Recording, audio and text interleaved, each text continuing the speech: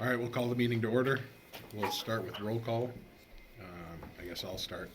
I'm John Shutt. I'm the Richardton-Taylor School Board President. Jake Peterson, Taylor, Richardson, School Board Member. Jesse Rickson. Russ Ziegler, Richardton-Taylor Superintendent. Dave Olson, Richardton-Taylor School Board. Amber Barks, Business Manager for Richardton-Taylor. Jim Wolf, Hebron School Board Member. Myron Toff, Superintendent Hebron and Athletic Director.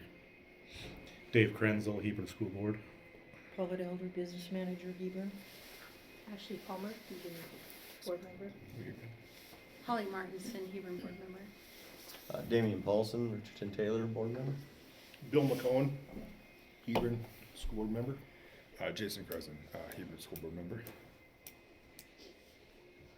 Okay, we'll go with approval of agenda or any additions. And who do we got on the phone? Justin Weary, yes, Justin, you hear us? Yep, I'm here. Justin Ware, Hebron School Board Member. I forgot about that, sorry. Thank Yeah, you. thanks for pointing that out, I forgot too. He's on a Caribbean cruise or somewhere. Oh. Yeah.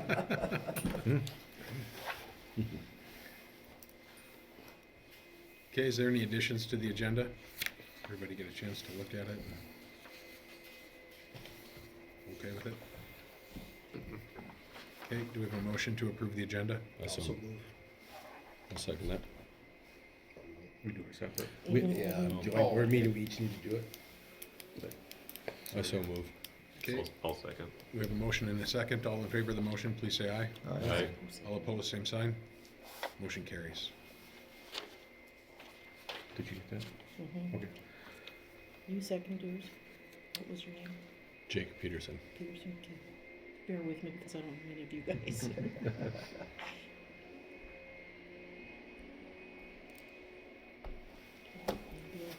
You ready? Our side, yep. Do I get a motion to approve the agenda? Also move. Bill moved, is there a second? Holly seconded, all in favor? Aye. Opposed? Motion carried. Okay, Russ, go ahead. Ta-da. Should we do the pledge? I know we usually do the pledge, I didn't have it on the agenda, but Oh, we did it you did it before, in okay. our other one. Yeah. Okay. So if you want to, we can. I don't know if we got a flag in here. No. Okay, that's fine. So Let's first pretend is like the projected numbers that was just passed around. 22 for elementary girls basketball, 11 junior high girls, 18 varsity girls basketball, 36 elementary boys, 21 junior high boys, 28 varsity boys, 35 elementary volleyball, 20 junior high volleyball, 30 varsity volleyball. Track, really don't have any hard numbers yet from us anyway, so. But, I guess we'll just jump to the cross-country and volleyball co-op fees. So if we, as boards, if you decide to do everything, it would be $500 per sport that we're late in. So that would be $500 for cross-country and $500 for volleyball, since their seasons are over already. So that'd be a $1,000 late fee that would go to NDHSAA if you wanted to approve the co-op and have everything involved, including cross-country volleyball. If you wanted to wait on those for a year, then you could, eliminate that fee. So I guess you have to decide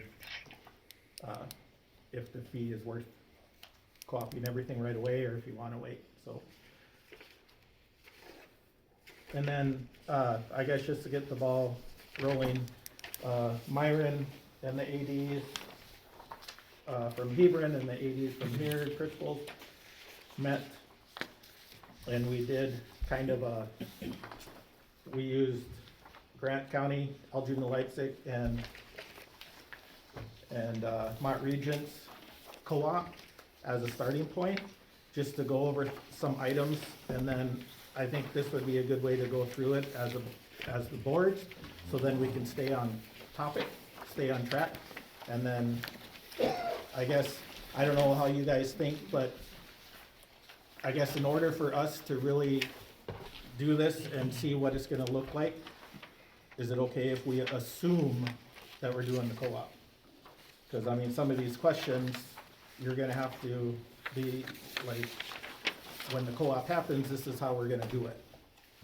So I don't know if that's what you guys wanna do. It's not saying you're gonna do the co-op, but you're just assuming that you will, just to answer the parts. Just make sure that's in the minutes. Right. That assumption is made through the work here. So, at our first meeting, we talked about co-op teams, and, between, it wasn't full boards, but between the board members that were there, it was the RTH, Richardson-Taylor Hebron, same as football. The colors, royal blue and gray, which would be the same as football. We didn't talk about the fight song. In here, it's just wherever you're playing, that's the fight song you're gonna play. So if we play in Hebron, it'd be Hebron's fight song. If we play here, it would be our fight song. The mascot would be the Raider. And then, kind of general information, number 5, warm-up jerseys, uniforms would require final approval by both school superintendents before they can be purchased. But even like those top 4, I guess, any questions, concerns, anything different that you'd want to discuss on those 4?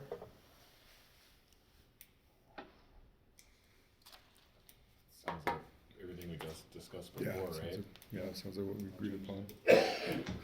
Okay, and then the next section, 6, is more finances.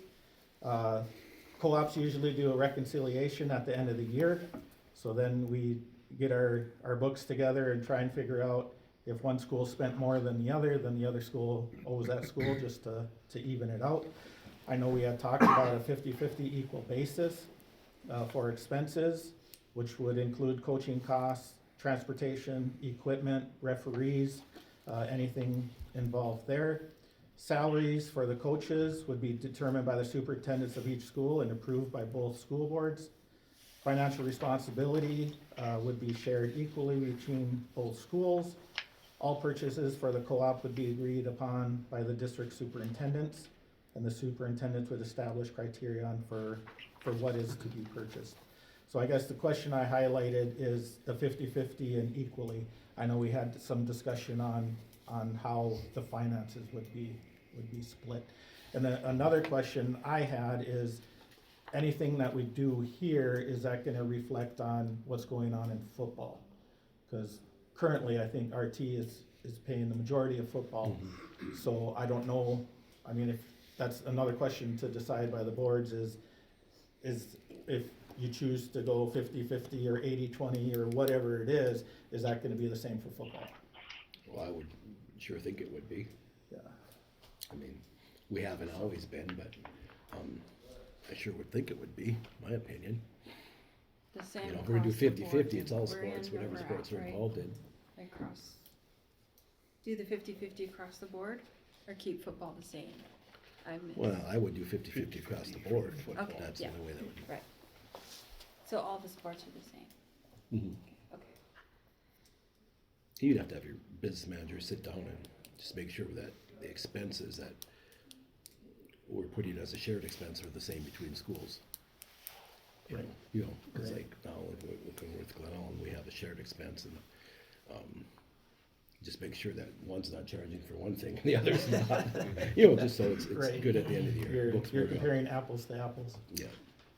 So, this would be a good spot to discuss though, about, you know, how the split would be or what it could be if the co-op goes through.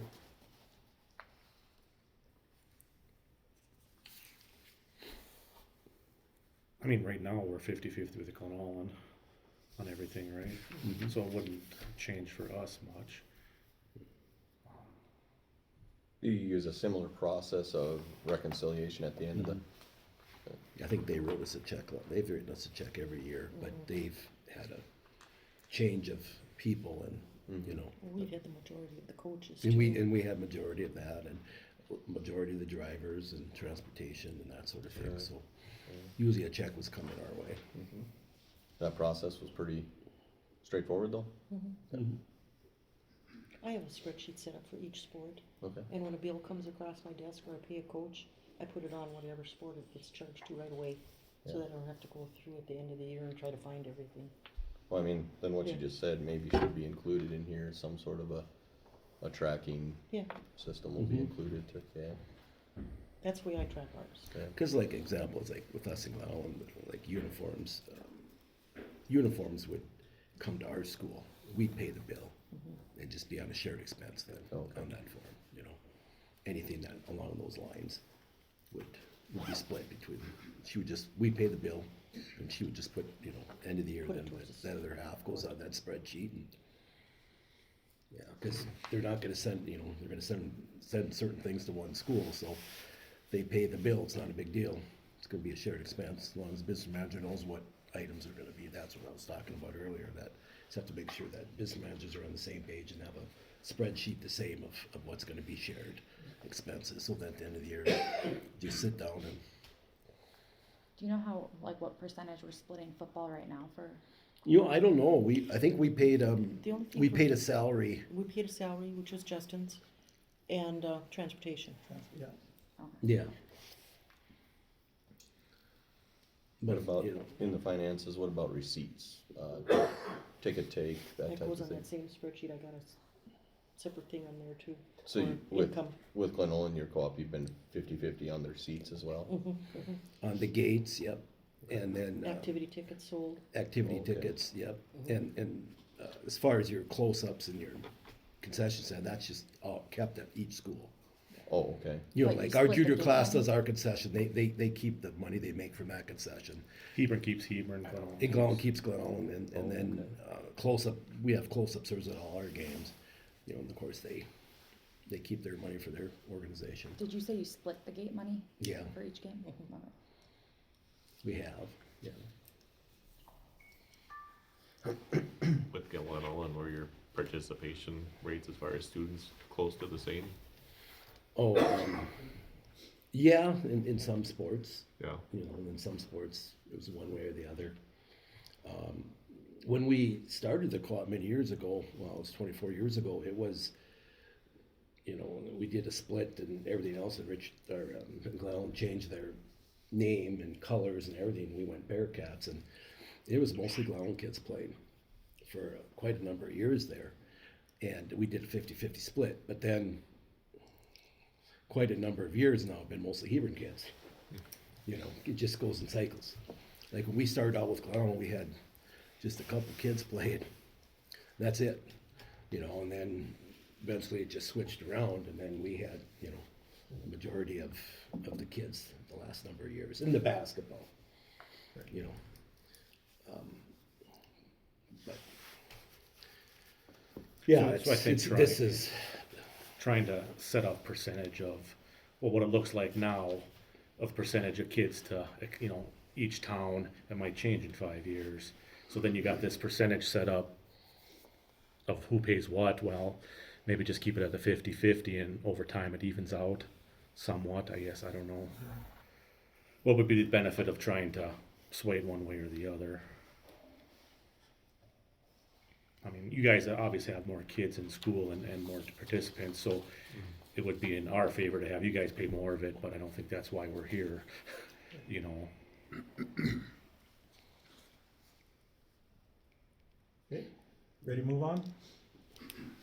On the finances though, just some action items, I'd like to know what is the scope of that. I mean, I hear, sounds like you've maybe done some research into that of like, look, it ain't gonna put us in a pinch, but you will see a larger bill, you know, I just would like to at least have an idea, so I wouldn't mind seeing a little bit of it. It can be rough, but an assessment of what we're looking at for financial impact for both schools, just so that we know what we're looking at on it, cause if you don't address it now, it could be an issue later, and then it would just be remiss, so.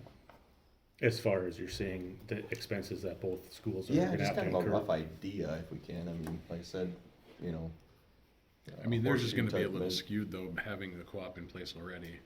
Yeah, well, that's what I mean, I'm not sure if do we have the expertise for someone to give, like even a hand grenade measurement of what we project for ideas of financial impact of the full scope then, and what each school would see for that?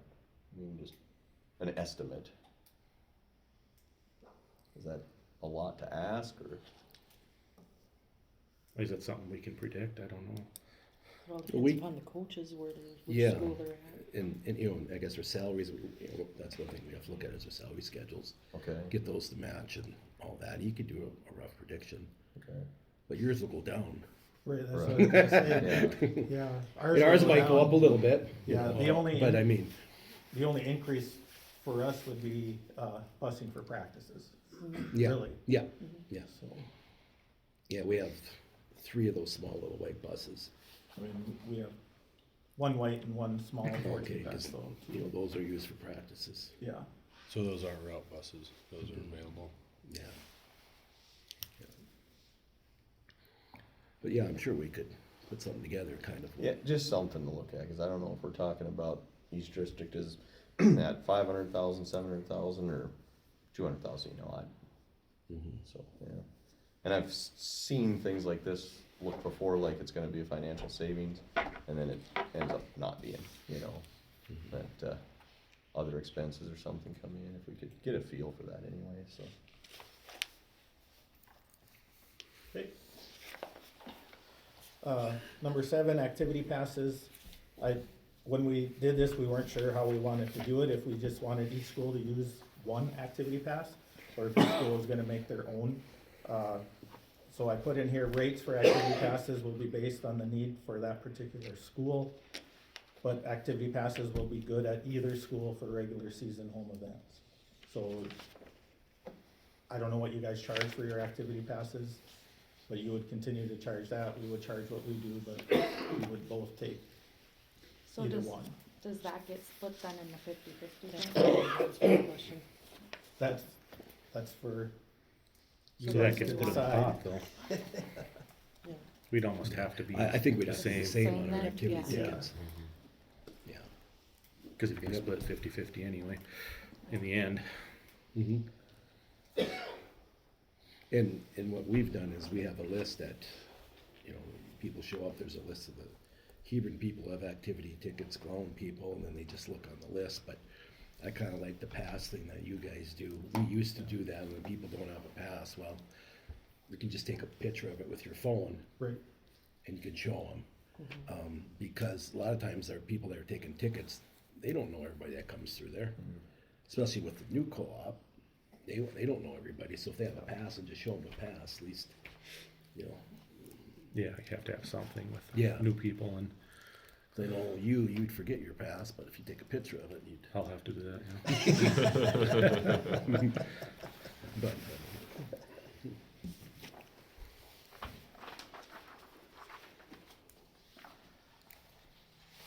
postseason passes, of course, by NDHSAA, honored at whatever school is hosting that postseason game.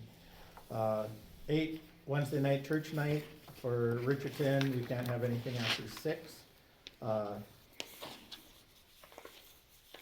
then, we talked about schools traveling for practice, they need to be home by 6:30. we've always, That's what, Mhm. I think that's what most schools do.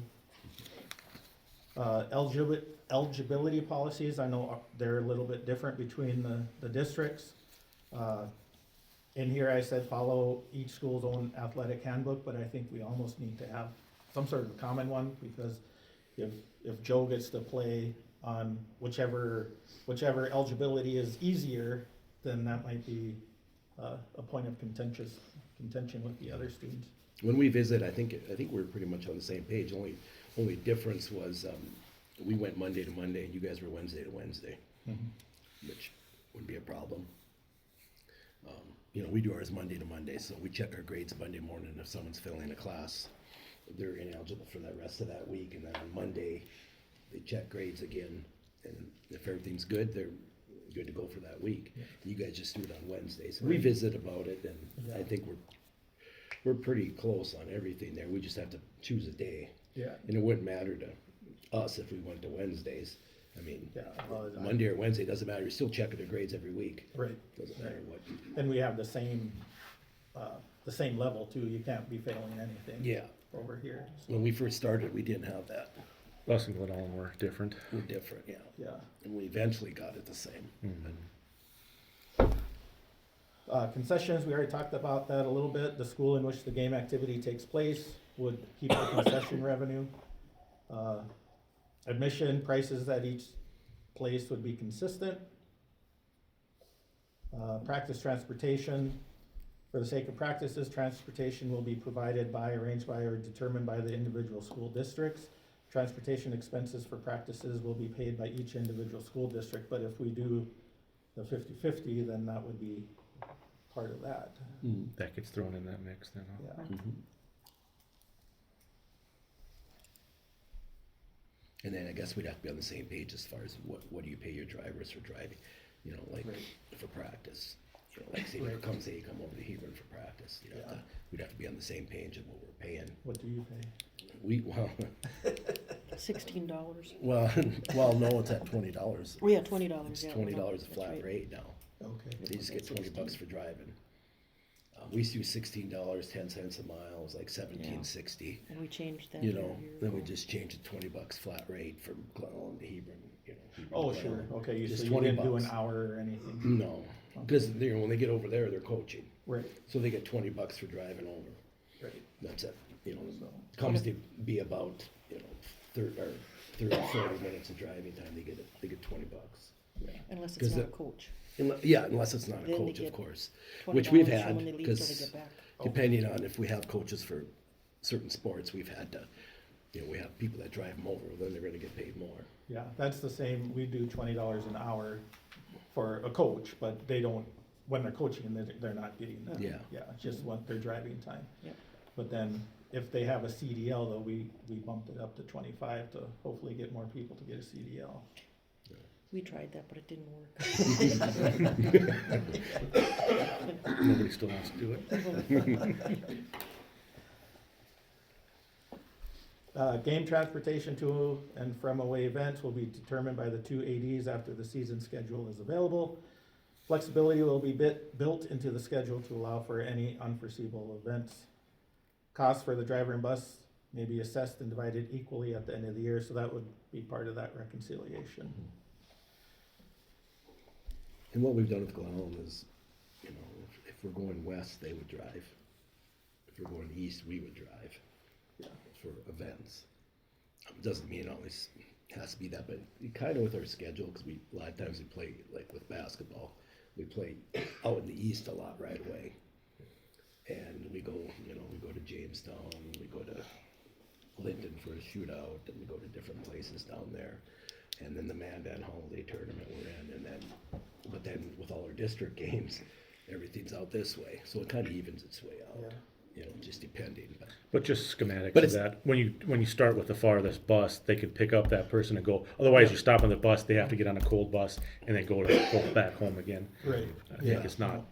And there's times where they couldn't find a bus driver, or we couldn't find a bus driver, and we've shared buses, or we had a driver, paid him paid him to drive his vehicle over to Glen Ellyn and then hop in their bus and come get us, one of our drivers. We've done different things, just depending on circumstance, you know. Sure. But that's all gonna wash out anyways in the end here. Right. But it's just nice if you can kind of stick to some kind of routine. Right, yeah. Communication, follow the chain of command as defined by both schools, and with communication coming from both athletic directors. So I guess we talked a little bit about that as our board, as far as, the communication for us is if it's a parent, for example, or a student, they visit with the coach first, and then the AD, then the building principal, then the superintendent. But I don't know, since you're superintendent and AD, if that changes your chain a lot, or? Not really. Ours is pretty much the same. If a student or athlete has a problem with the coach, we want them to visit with the coach first. And if that doesn't seem to solve it, then the parent can visit with the coach, or the parent can have the AD there at a meeting. And that's what we've done. We haven't had too many of those, but that's what and usually the parent will ask, they want to have the AD there, or the ADs there, you know, and then talk about it. And that's really, had very few of those. Yeah, but that's what we've done. I guess there hasn't been any, with me being superintendent and AD, Yeah. there hasn't really been anything that's come into question, you know, like it's, you know, like nephews or whatever, you know, haven't had that issue. You know, my kids are graduating now, so. So with you and Glen Ellen, do you each have AD right now?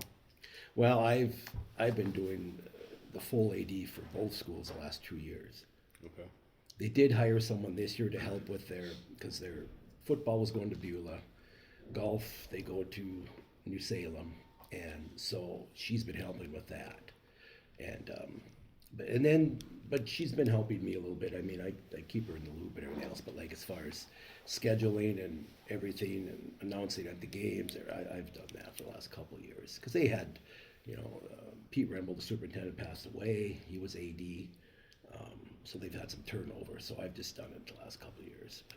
Okay. I'd prefer not to, probably a little bit. I don't know who else we're gonna get to do it, but, you know, it's a time-consuming job. It's unbelievable how much time you spend as an AD. It's unbelievable. But here or there. And I like to do it too because it's gonna come across my desk anyways.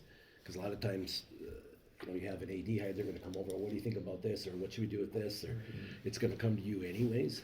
And I guess I like to be organized, so I wanna make sure the schedules get done and we don't have buses showing up at Glen Ellen and the games in Hebron. You know, that sort of thing. There's just a lot of communication that you need to have with all the other schools to make sure that, you know, and the Mountain and Central Time. Right. And so forth, so. Well, I think that's one that we're gonna wanna define more than's probably authored here. You know, especially when it comes to a position and somebody's salary and that. I think some of the specifics, it's almost implied here, but not straight out said, whether we're gonna have an athletic director from both districts or one athletic director. It doesn't specify. I mean, the 50-50 kind of implies, but that's a pretty big bill.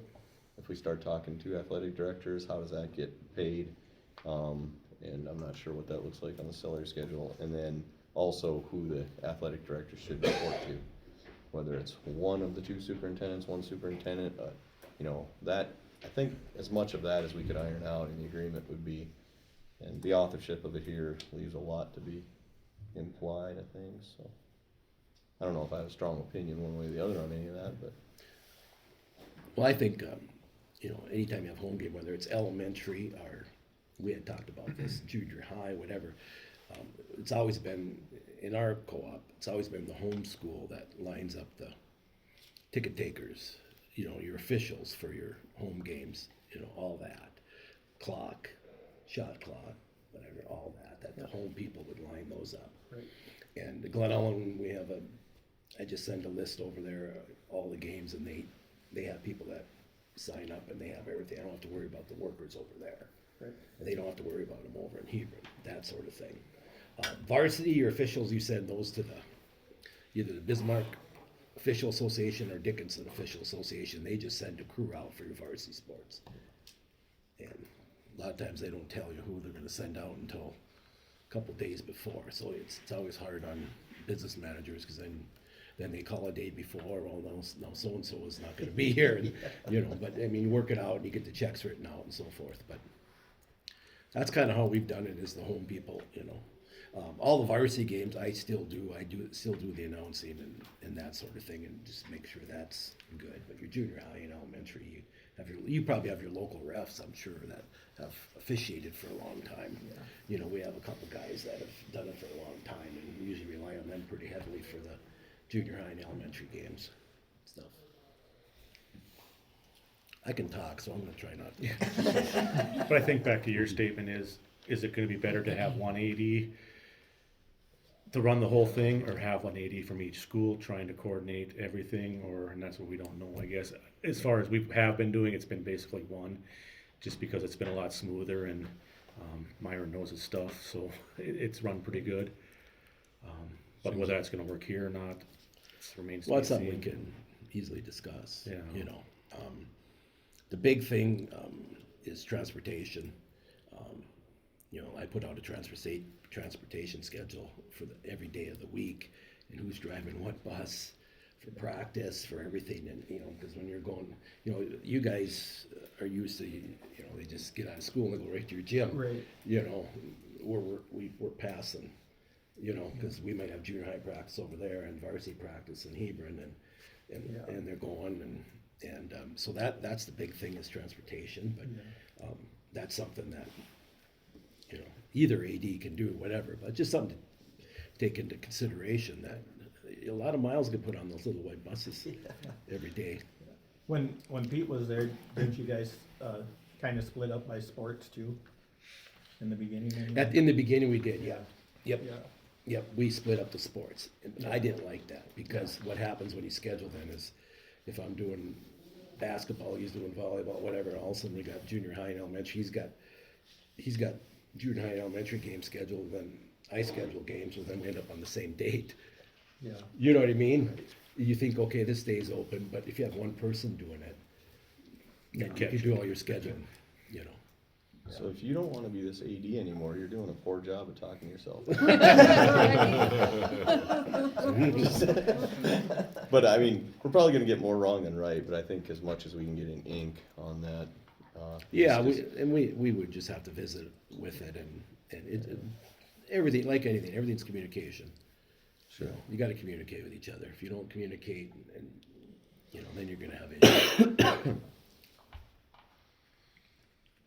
Yeah, for Richardson, our AD hasn't been very consistent for what, probably 3 or 4 years. Yeah. So, yeah, it is.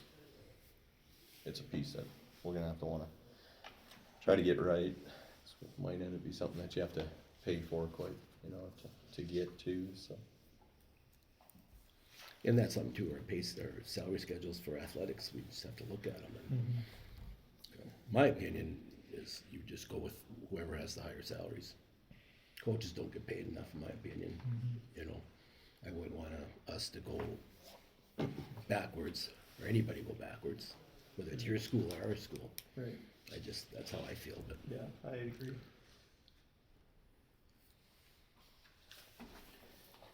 And I think to that effect too, I don't know, part of the reason we're here is coaches. We are not finding coaches, we are not consistent with coaching and all that stuff like that, and that has brought our system into quite a bit of chaos. I think you guys have stability with coaches and stuff like that, but, you know, so I think that coaches do need to be paid, that's for sure. I'm not sure I would say the same sentiment that we have stability with I coaches. don't.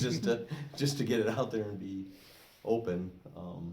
But I do think, and I don't know, you know, I haven't had a chance to look through this if it comes up later, but the coaching is another piece that I think we need to ink up as much as possible. And again, it's tough. We're probably gonna have a hard time getting it right, but, you know, historically, I was a teacher for a while, and maybe it's changed, and it has for Richardson a bit. We're struggling more to find teacher coaches, but it always was a piece of a school's leverage, was an attraction of, oh, you really want to coach this sport? Why, we have that opportunity for you, or we will in a couple of 3 years. I'm not sure what that looks like and how much you can commit, but if we can come up with some manner of allowing to preserve that, I'm not sure, you know, if Hebron has a significant number of coaches that are teachers that, you know, we want to be able to preserve that for both districts, and what that looks like. I don't think it's in here, but exactly what wording on that looks like. But I don't know, some thoughts on that. How many coaches do you guys have from Hebron that coach between the two schools right now? Volleyball, they have the varsity coaches. They had one we only had one volleyball coach last year. And she did ABC, you know, and she's from Glen, but we had someone this year join her who lives in Glen Ellen, and it's not on staff. And the head volleyball coach is not on staff either. Junior high volleyball is done by our coach, which we just had one, and that wasn't enough either, but that's all we had. Elementary volleyball is done by one of ours and one of theirs. Elementary boys basketball was done by our coaches. Justin was one of them, one of the board members here. Football, Justin did the Pee-wee, he helped with the Pee-wee and the varsity. Just trying to go through the coaches here. Elementary was our coaches, but off staff. Same with, Justin's off staff. Junior high was on staff, was our coach. And for junior high girls basketball. Varsity boys is one of each this year. And they're each on staff. But they don't plan on, they're just doing this year, 1 year. I think when we talked before, we'd come over, it'd be your coach's coaching, varsity level, And we don't have anybody that's at the varsity level to coach basketball or any of that, so. What about track? Well, I guess that would have to be discussed too, but. Because we have track coaches. Yeah, right? we have track, we have the You track coach, yes, cross-country coach we had. But we don't have any coaches that want to come over here and say, I want the head job.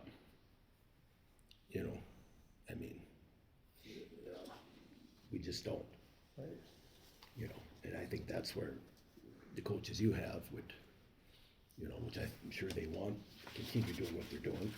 So I think it would work out good that way. Well, I think it would too, because like volleyball, for example, I think we have a head coach, and so we'll be looking for an assistant. So, it'd be nice, like you said, to have one from each school would be, One would be times we've perfect. had 3. Yeah, and with 30 kids, we'd want 3. Mm-hmm. Yeah. Yeah, it's really nice to have a coach from your school for a sport, because then they can do the driving for practice. Yeah. They don't have to hire a driver, and that's more expense. Right. I know with the track and cross country, they brought it up at the meeting the other night that those sports wouldn't necessarily need to be practiced even like every night. No, they wouldn't have to together, practice so, together I every mean, night, no. there are No, coaches cross-country and involved. track wouldn't, you could get away with. I think the only thing that was really brought up was relays for track. Yeah, just to coming kind of get. There you would Yeah. have to come together, but you could come together twice a week or Right. whatever, yeah. But having coaches from both schools would benefit too. Yeah, yeah. And we have a track coach that's done a good job, yeah. And doesn't wanna be head? She hasn't really, said if she would wanna do that, be head or not.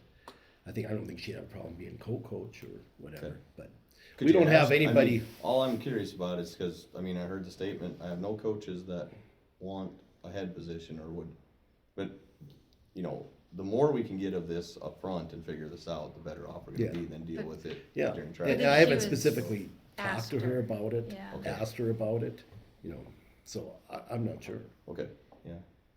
On track, do you find yourselves going to Dickinson at times for getting on a track with equipment and practicing the relay and that, or? They would go up every now and then at Dickinson State Okay, to get on an actual track, uh-huh, and they would do that every now and then, maybe once every couple of weeks or whenever they could get in, okay. yeah, And that's something our track has done Yeah, from we time do to that time, so. as well. yeah, Just curious, yeah. yeah. Okay. Uniforms, we kinda already talked about that. You already talked about home games for contracting officials.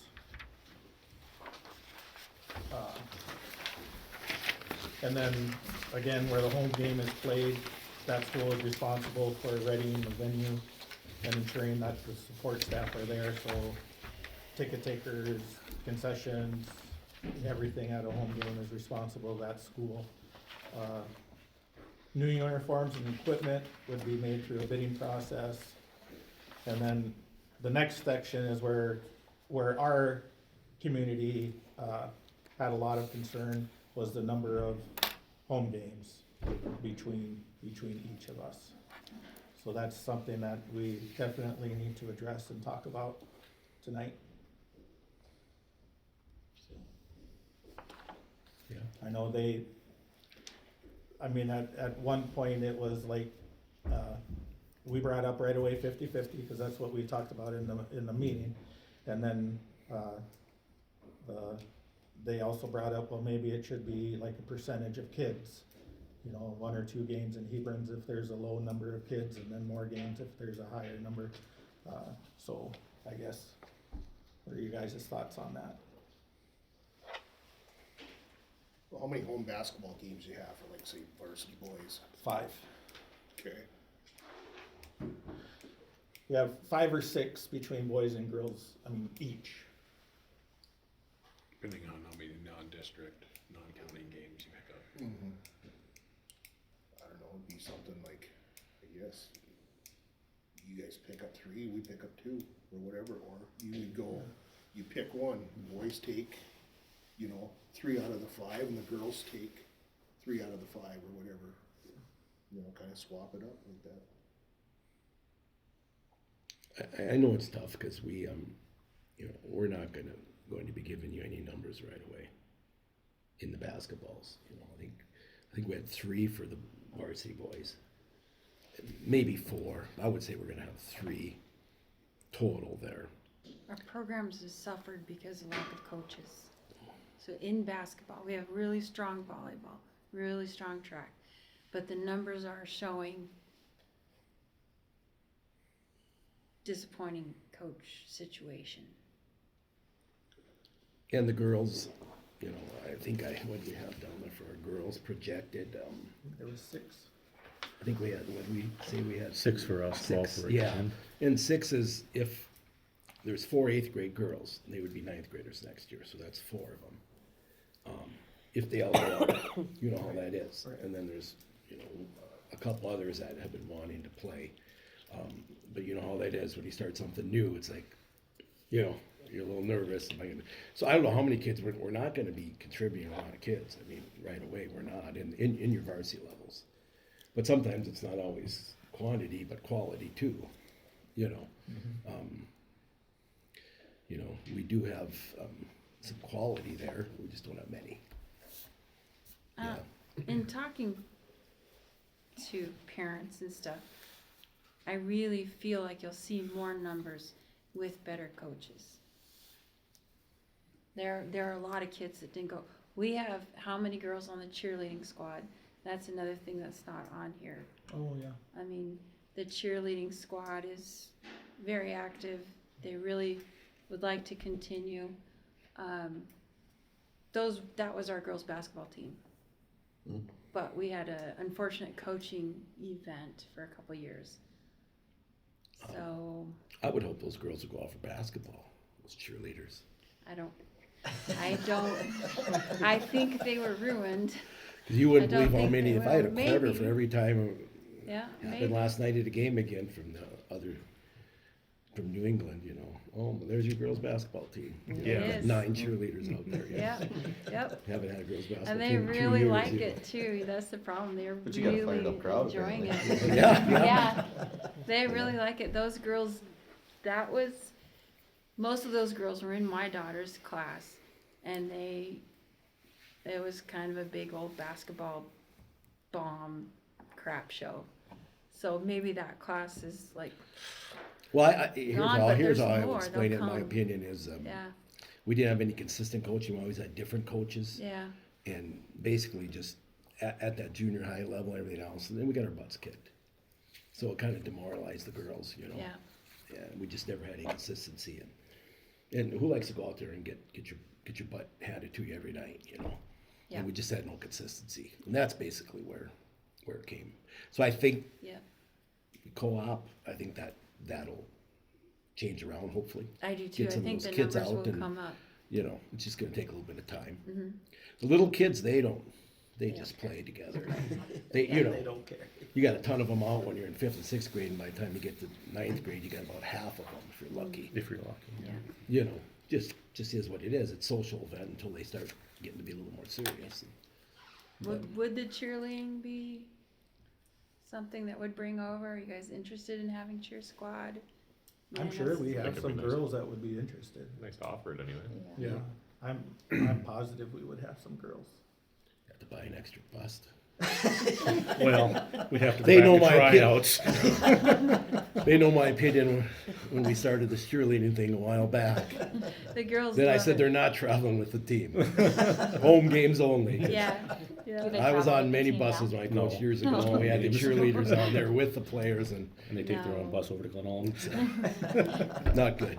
A lot of drama and everything else. And going to a basketball game, the guys, they don't need to have the ladies on the bus. Oh, no, that would. We had them on our bus in my day. I know. Yeah, I did too. you did too? Yeah.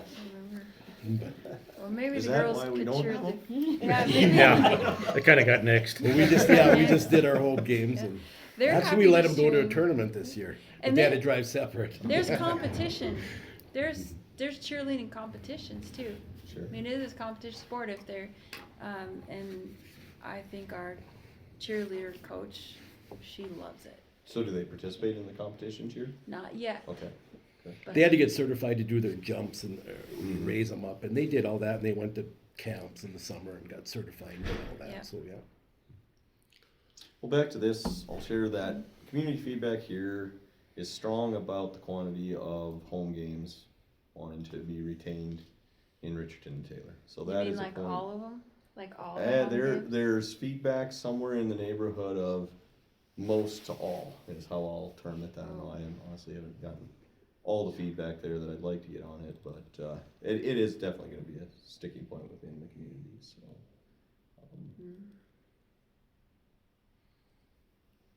And of course, we'd wanna have our home games too, you know, keep them. We're not just gonna wanna give them up and say, oh, no more home games in Hebron. Sure, yeah. So, I mean, Cause then we're just a satellite school for Richardson. We're not a, Yeah, I get you. I mean, Yeah. just trying to be transparent of sure, what, if we don't talk about this stuff through the Mhm. right. merger, it'll come Well, up later, absolutely. right? So, It needs to be taken care of. yeah. You know, like volleyball, if projected numbers are 15 and 15, then I think you would split the home games, my opinion. Boys and girls basketball, we have very few. We have very few, so I don't know how. And I think that's with the FFA that you guys provide and the other thing that you provide, like, we're obviously not assuming that your FFA advisor is gonna come over to Taylor to be doing the events or the practices or whatever they have, I guess. So that would be, I understand it's not a home game for a crowd, but we aren't like trying to have everything, I guess. We are trying to get our community what they're looking for, but I understand where you guys are coming from, but it's gonna go both ways. Like you said, the volleyball is equal right now, so. Yeah. Well, in the end, though, the agreement, this is very nicely authored through here, and I would say that we have to at least get to a point where it is authored, and that needs to be pretty well spelled out, because just left to, well, we'll figure it out as it goes, probably ain't gonna work out very well on No. that, so, yeah. well, it is one of the areas that's gonna have to be ironed out before the pen is stroked, Sure. you might say, because that is probably one of the most contentious On both sides. on both sides Right. too. So Yeah. our constituent or people in town too wanna know that main point is what, are we gonna have any games or not, you know? What's the pulse in Hebron on that? Is it 50-50, or Well, that's Or- what they would like. Okay. Just being our experience with Glen Ellen, you know, like I said, when we Being started currently with out, Glen Ellen, and or what? we just did everything 50-50, and they had all the players for a number of years. And we still did 50-50 and with everything, and then eventually became a lot of Hebron players. Sure. It evened itself out. Is that gonna happen here? I don't know. Yeah. You know, you guys have more students than we do, and so forth. You know, that's what we did, and it evened itself out. But I know our people would like to at least have some home games for varsity. You know, you have your elderly people that come, and, you know, you got people that just show up just to watch. And I guess in another gym, you know, I guess we consider the Glen Ellen gym a home game. You know, I mean, it's all in your mentality, how you look at it. You know, it was a home game, but everybody looks at that difference in a different gym. It's not in your gym, you know. I guess our biggest thing is, you know, like I said, we did that with Glen all those years. You know, we changed, you know, we changed colors, we changed mascots. Here, I mean, we're just asking, you know, we're not asking to change colors. We're not asking to take the Raider mascot. All we're asking is put the H behind the T, you know, and then we'll pay half the bill. You know, I think that's a pretty good deal for you guys. Yeah, you have more people, but, you know, all we're asking is put the H behind the T, you know, I mean, so that people would like to have, you know, some home games for sure. How many, I don't know how you decide that, you know. Like I said, we did a 50-50 from the start, and it took a little while, get people used to it, but eventually, like I said, evened out. But is that gonna happen here? I don't know. What if we did like some sort of like, the first year it's this many, like this percentage in Hebron, this percentage in Richardson, the second year it like just keeps going up until it's 50-50? I don't know. Yeah, That I mean, was something I thought of I don't have a problem. I know what you guys are thinking. You know, with you guys have, you know, we just have a few kids playing, but you know, we have, you know, some decent players, and their parents like to at least see them play one game on their home gym, on our gym.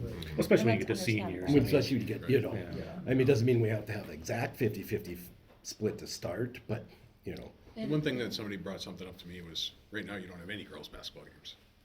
And, yeah. I mean, obviously, if you had a team, it would be split up, but that was one thing. They're like, well, they don't even have basketball, so how are we gonna give up home games? And, I mean, obviously, that's not the expectation, but it was one thing that I heard quite a few times. Yeah, we've lost revenue, you know, I mean, our concessions and stuff close up because, you know, that's another 4 home games or whatever. Like this year with our boys, it just worked out. We had 8 home games. So we had 4 in Hebron and 4 in Glen Ellen. Oh, okay. That worked out really nice. Doesn't always work that way. Year before, I think we only had 6 or 5. Depends on how you schedule. Right, yeah. But right now you guys only have 5 apiece. I think girls had 6 and boys had 5 this year. And it just seems like a low number of home games for a season. I apologize, but I gotta head to Taylor Fire Board meeting. Got doubled up, so. Oh. Thanks, everybody. Thank you. I will.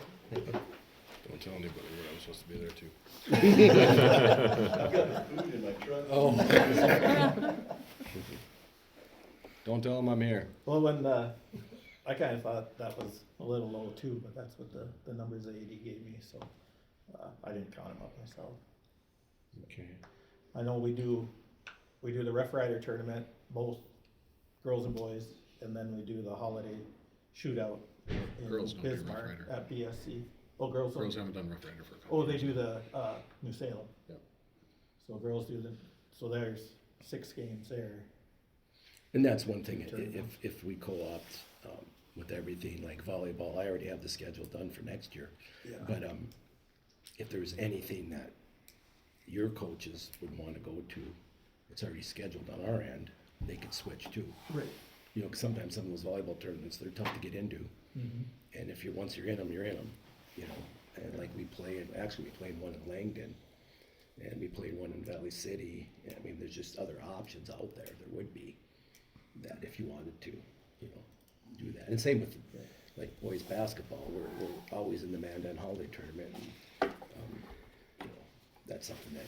But I think you guys got in that BSC tournament this year, I believe, which is that shootout. Yeah. The last couple years we've done Yeah. that. Yeah, but I mean, there's just some options there, you know. We play in the Jamestown shootout for 2 days, you know. So it would really be nice to have some flexibility there if you wanted to change your schedules, because it seems like once you get locked in, or once you not in, you can't get in. I know Until someone. Something we were bouncing around too was that maybe we give up one of the tournaments and then that would give us some more home games. Mhm. Yeah, with volleyball, because you're limited, you know, Yeah. on how many tournaments you can play and how many. Right. Yeah. See, we played in the most tournaments we could this year because you get more games in. Right. And then we, but something I'd have to look at. With volleyball, it got brought up last night, how many kids is too many kids on a team, you know? If you get 30 kids on a team, is that too many to where some kids are gonna get left behind because they're not gonna get as many skills, practice, and playing time and that kind of stuff? There's Yeah. 3 teams, Yeah, you 10 got 3 teams. We got, I 10 think, 26 kids. this year, 10 you know, kids that per we've team. had. That we've had with just, well, Hebron, you know, Okay. and that's never been an issue. You know, I mean, they have C tournaments. You can get the girls on a C tournament. They have B squad tournaments, so you get them extra games there and get kids extra playing time and stuff. I don't think that would be an issue. You know, you start to get to 40, I don't think that would be, Yeah. you know, but then you know what, on that part, and this is just me speaking, competition is good. It's just, you know, not expecting just to show up and I get to play. Mm-hmm. That's my opinion, you know. You know, you have to work for things, you know, and your coach is the varsity level, I don't care who it is, and what school they're from, they're gonna play their best players. You know, you are, because you wanna win, you know. And I just feel too many times we got, like some of our programs, we barely got enough kids and they don't touch a basketball all year and then they come back and show up and, well, they're gonna get a play because we don't have any kids. You know, I don't know, that's my opinion. And the parents that I talk to, they're very nervous that their kids that are playing basketball won't be accepted into your basketball program, which is very strong and starts out with, you know, you guys do the leagues and all that stuff, and they're like, my kids will never get to play. You know, they're very worried about that they won't be accepted because there's just a few of us and a lot of you. A lot of pushback there. It's like, well, do you want your kid to sit on the bench and play or not play at all? Well, and I talked earlier in our meeting that I said it's the opportunity, it's not that it's The given. opportunity. Absolutely. Y'all And that's have to one of the work it. things, we lived in Bismarck before we moved here, and we wanted to move to a smaller town just for the kids to have a better opportunity to play. Yeah. Not that we expected them to get it, but Yeah. that they had the opportunity to get it. And I think that's something that everybody needs to look at when it comes to sports Yeah. and, you know, anything. You know, So life a in lot, general. lot to do with training the parents. Yeah. Like it's about the sport. It's not necessarily playing the day of the game. It's playing all week long. You get to go after school and you get to go, we need this physical activity for these kids. We need, And the parents aren't in the More gym during physical. practices, watching how their kid's acting and what Mhm. how hard they're working and yeah, you know, everything that goes along with playing time. right. Yeah. So exactly. educating the parents, but in the parents I spoke to, they're very concerned. Well, I think, Especially in the thing would basketball. be this, we co-op, Yeah. you know, and I know, I'm sure you guys do your girls and your boys basketball, I'm sure they, I'm sure they have team camps and stuff in the summer, open gyms. Right away in the spring or the summer, you know, I guess our kids that would come over and participate, I guess if you could start building that, you know, getting rid of all that. Confidence. Just like we are tonight here, all of us, when we first got here, we're all kind of looking at each other, because we don't know each other. And, you know, a little nervous and stuff. But once you get them together and get that chemistry and start, you know, I think that would be a coach thing, where they'd have to, you know, invite them and introduce them and get them playing together and get to know each other. And I think that would start in the summer, so then when the season comes, because I know like our boys program, they've gone to many team camps in the summer, and our booster club has been very generous on, you know, helping out. They go to South Dakota, they've gone all over, and volleyball goes to camps too, so Yeah. that'll ease a lot of tension too if that's going on, if you guys are having that, other than showing up on the first day of practice. Yeah. You know, football too. Can't forget about football over there. We try to forget Hey, about yeah, guys, I just share that, like, with the well, my son's a 5th grader, and we do the Pee Wee football, over there, and now this winter here, there was interest in a 5th grade traveling team, and the Richardson kids couldn't get enough together, so a few of the parents reached out to us to see if there's any kids from Hebron that would like to play with them. And I've watched a few of their practices, and it's pretty seamless. There's no Hebron versus Richardson dynamic at all. So, I mean, getting them started together younger, I mean, it seems like the problems will be with the older kids, especially at the start. But, you know, as these kids have gotten started, like in football in 4th grade already, it's like the concept of one versus the other thing doesn't even exist to those kids. Well, I think it's a little bit different now than I was younger anyway. It was, and maybe this is more of a Class B thing because I grew up Class A, but the communities that are next to each other, those kids still interact outside of athletics and outside they're other on things. their Snapchats. Yeah. I mean, and that's, Yeah. whether it be Kildare or Mott or New Salem, wherever. I know my girls are friends with a lot of kids that they compete against, and I don't think that's as big of an issue anymore as it was. Well, whether it was Class A or whether it was our age, I'm not sure how it was, you know, for Class B schools. But I think that it's not going to be as difficult of a transition as we might be thinking. Yeah. I had a mother tell me that from another school over to the west that they are co-oping. She says it's the best thing they ever did. She said it is harder on the parents than on the kids. It's harder to get the parents out of that mindset than to get the kids out of that mindset. And I thought, oh my goodness, you're so right. You're so right. Yeah, Well, and that, I mean, and I think it starts with the coaches too, because, I mean, it's not our kids and their kids, it's, everything is, Right. this is All my our team, kids. these are our kids. Yeah. It doesn't matter where they're from or, I mean, it is a mindset thing. Yeah. And I know both of our basketball coaches, well, all of our coaches, I mean, they're gonna play who they think Who's is best. gonna help them win. So whether it's Hebron, Richardton-Taylor, wherever the kid lives, it's Right. not gonna matter. I just think with our girls, we just haven't had a program in a couple of years. And so we have, you know, we just haven't had girls participate, you don't have the skills. Yeah. So I think some of them are a little nervous, you know, Yeah. especially the older ones.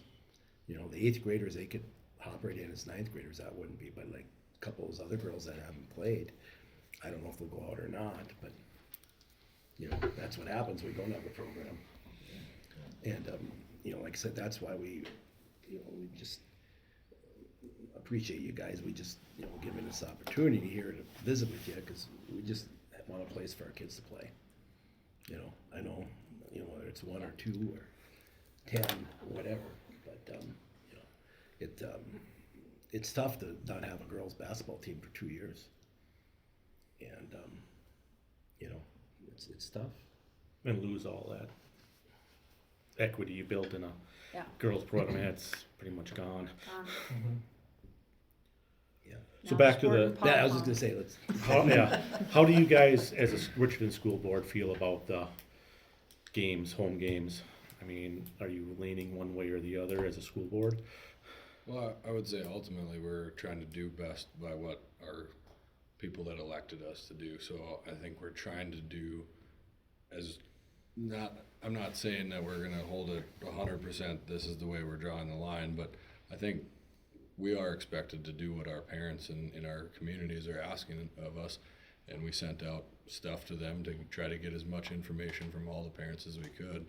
So I think that's where I'm at on it.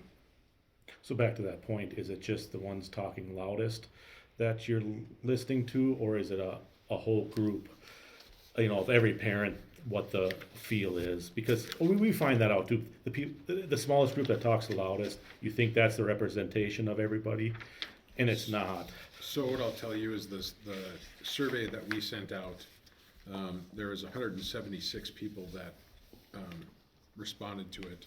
And it was anonymous. And it asked, oh, that's cost. That's not the one. This one. The question was about the numbers, about where we're gonna do games and, you know, whatever else. And this one was 178, sorry. And, oh shoot, that's the wrong one too. I thought that was page 2.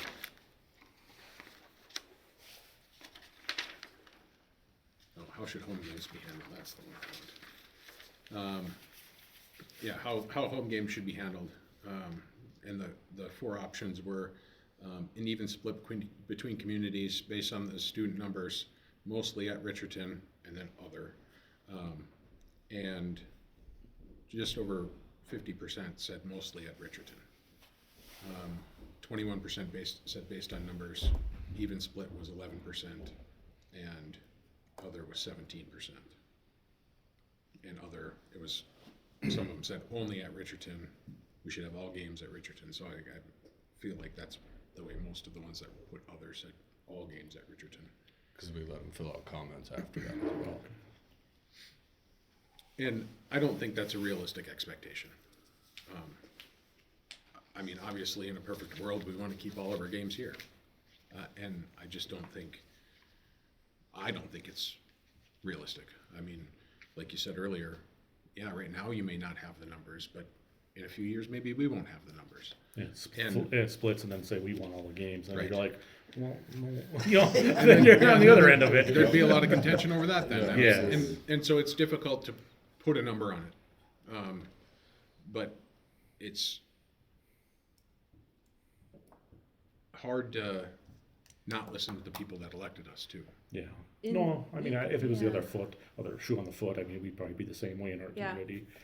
It's no different. Based on numbers, you know, that kind of would be a way for us to say, well, if we have more numbers, we get more home games. If they have, you know, that would be almost a compromise on both sides.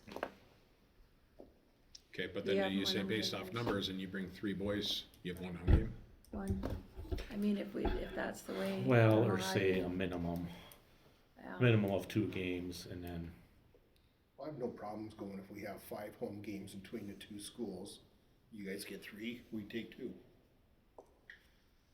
I mean, well, what if there's 6 or 7? I mean, cause it's not, well, we've had, how many, you said 8? We had 8 Well, this it just year. depends on. Yeah, I think year to year. just a year, so I mean, that varies. But I mean, do you set a minimum of at least 2 games at the home school if you got a minimum amount of kids? If it gets to equal kids in the sport, do you do 50-50? And to keep it at that, even though, you know, and then it switches the other way, then that school gets a couple more because they got more kids. You know, say it goes to Hebron 1 year, would that be an equitable, fair thing to do? I think the co-op is hard on people, especially with the kids in the older grades. It's like our actual school's co-op when I was a senior, and that was super hard, but now, however many years ago I graduated to now, like now it's not the same, so. How many years ago was it? No, I don't know, I'm not gonna figure it out for you. He said it under his breath, so I thought I'd bring it to attention. Yeah. So I think, It is the, Less than me. it is very difficult for the older kids, your juniors, seniors, when you start a co-op. I think Just at the is. community meeting, As that a- was, yeah, it was it is. those with the oldest Like kids. those that younger were- kids and everything else, like Justin was saying, they start playing together and continue on, they don't know any, you know. But it's always harder on those older kids. Where you finish? Kind of, yeah. But now I think though, if you're talking boys basketball, I don't know how many boys played basketball, played football. My son played football when he was in high school, and he knew all the kids over here. He played baseball over here in Richardton, so he knew all these kids. And then turned around and played basketball against them, you know. And he was friends with all of them. His friendships were built, you know. And so I mean, if we have kids that are playing football together, then they're, you know, getting into basketball together and that kind of stuff like that. Yes, it's hard on. I mean, it's, you know, we're talking about, you know, I mean, if we're bringing, say next year, you know, we got 3 boys in the varsity 9 through 12. You guys have 25, 28. That's filling out 3 teams. You know, it's, I mean, yeah, we don't have a ton, but volleyball, we have 15 girls. You have 15 girls playing. I mean, we had, our girls were good players, you know. And so, I mean, we can build a program. And yes, is it going to be a little difficult for the juniors? The seniors, yes, maybe the juniors. And as they get younger, it's going to be less and less difficult. That's why I brought up the suggestion of like the first year it's this percentage, Yeah. or second year it's this percentage, and hopefully get to that 50%, because then it would be You know, hopefully less hard on those with older kids and more of a gradual Are the changeover? elementary and junior high, will they be split 50-50? I don't know. Yeah, we, I think so. I mean, I think 'cause it was that's not mainly the lined varsity out. that they were like The varsity The is concerned varsity about. was what Those they're- with the yeah. older kids. Okay. Yeah. I like that line of thinking. And if we're looking at a co-op here as a long-term game, right? Like working towards a common goal. Yeah. I don't see a problem with that either. I mean, I'm just speaking for myself, not the whole board.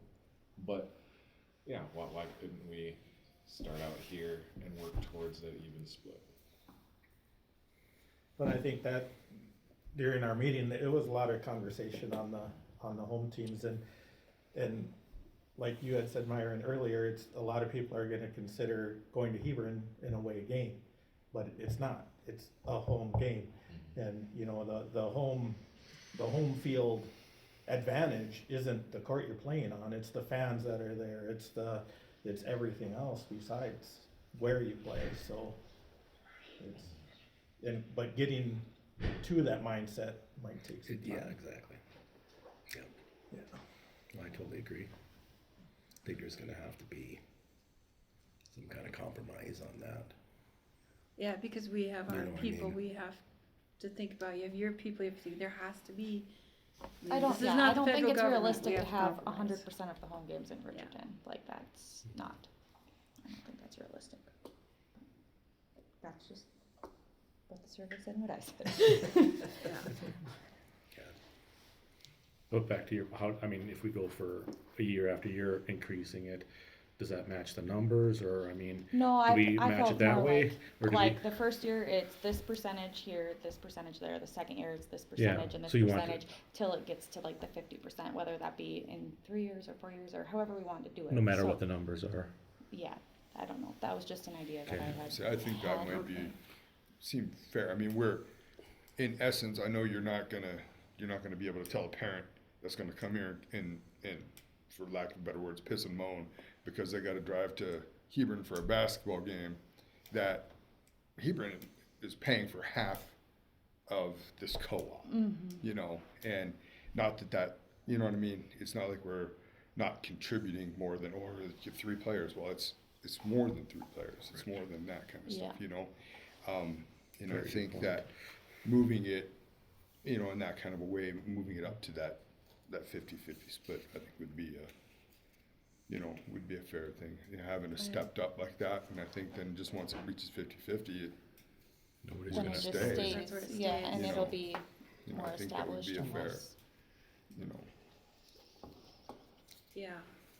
I know it's brought up too, you know, the mileage between, you know, going over to Hebron, well, you know, it was brought up too, Taylor, it's only like 3 or 4 miles closer than Hebron is, so it's like, Yeah, I think what I had heard is Richardton is centrally located, is the way they were looking at it. It's in between Hebron, it's in between Taylor and Gladstone and Dickinson. We pull a lot of kids out of Dickinson, and that was their selling point. So I don't know, like, we traveled hours to go to other games.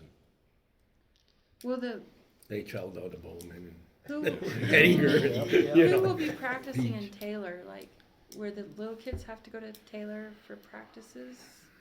Currently, what we do is, elementary practices in Taylor, junior high, for the most part, practices in Taylor. But then they, if the gym's open here, they'll practice here. But, I mean, that will change because now, I mean, you'll gain 2 more gyms and we'll gain 1 more gym. So, I mean, I think practices are gonna be a lot, you might have to be farther away from home, but you're still gonna finish before you normally would. Because more students can practice at the same time, which gets them out sooner. I think that's big concern with our parents is their kids getting home so late, and then they're like, well, they're gonna have to go clear to Taylor, and they're not gonna get home until 7:30, and it's How far a is lot of it from misconception. Hebron to Glen Ellen? 15 miles, 14. No, 14. I think we've always had it, what was it, 12 or 13? 12 miles. Who you would know. Yep, 12 miles. And it's just a mile further here, right? I think it's 13 or 14. It's 14. Is it 14 to here? It's 2 miles further. When we first met with ADs and stuff, we talked about with that mileage, our practices, you know, we could work it out where you know, like when the practice would be in Taylor, say for elementary, with the time change, our kids would get out of school and maybe have half an hour off. And that's where some of our parents were, you know, it's tough because you got a half hour off. But then they could head over, and when your kids get out of school over there, they could start practice right away. Right.